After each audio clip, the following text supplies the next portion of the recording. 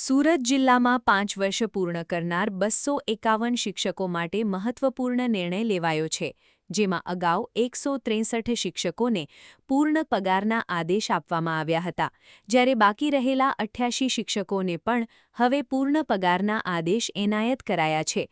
Collector કચેરી ખાતે DEO કચેરી દ્વારા આયોજિત કાર્યક્રમમાં 88 શિક્ષકોને આદેશ આપવામાં આવ્યા હતા. સાથે જ શિક્ષકોને તાત્કાલિક સીપીએફ નંબર મળી રહે તે માટે વિશેષ ડ્રાઇવ હાથ ધરી કાર્યવાહી પૂર્ણ કરવામાં આવી હતી.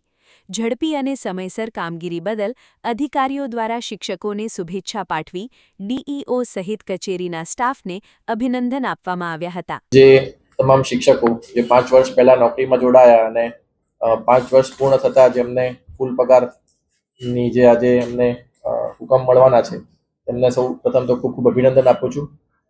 દરેક શિક્ષક અથવા તો દરેક કર્મચારી જ્યારે પણ નોકરીમાં દાખલ થાય ત્યારે તેની ઈચ્છા હોય કે મને ફૂલ પગાર મળવાનું શરૂ થાય. ક્લાસ 1 અને 2માં તો પહેલા દિવસથી જ ફૂલ પગાર મળતો હોય છે, પણ જે અન્ય નોટ ઓનલી શૈક્ષણિક સ્ટાફ, કોઈ પણ આપણો વિભાગ લઈએ, એમાં ક્લેરિકલ હોય, તલાટી હોય, કોઈ પણ વિભાગ, એમાં આપણે 5 વર્ષ પહેલા ફિક્સ પગારમાં રાખીને પછી એમને પૂર્ણ પગારમાં લેતા હોઈએ છીએ. એટલે આ જે ખુશી છે, જે નોકરી મળવાની જે ખુશી હોય, જે પહેલો દિવસ, એટલી જ ખુશી લગભગ જ્યારે ફૂલ પગાર મળતો હોય એટલે ફરીથી તમને નોકરી મળી છે એવું આમાં લાગે. એટલે સૌપ્રથમ તો તમને અને તમારા પરિવારને સૌને ખૂબ ખૂબ શુભેચ્છાઓ અને અભિનંદન પણ આપું છું કે 5 વર્ષ તમે હેમખેમ પૂરા કર્યા. ઘણા લોકો છોડીને બી જતા રહેતા હોય વચ્ચેથી, પણ બધાએ પૂરા કરીને આ શૈક્ષણિક યાત્રામાં પોતાનું જે છે એ આખી કેરિયર તમારી જે છે તમે આમાં પૂરી કરવા માંગો છો એવો એક નિશ્ચય પણ દર્શાવ્યો છે.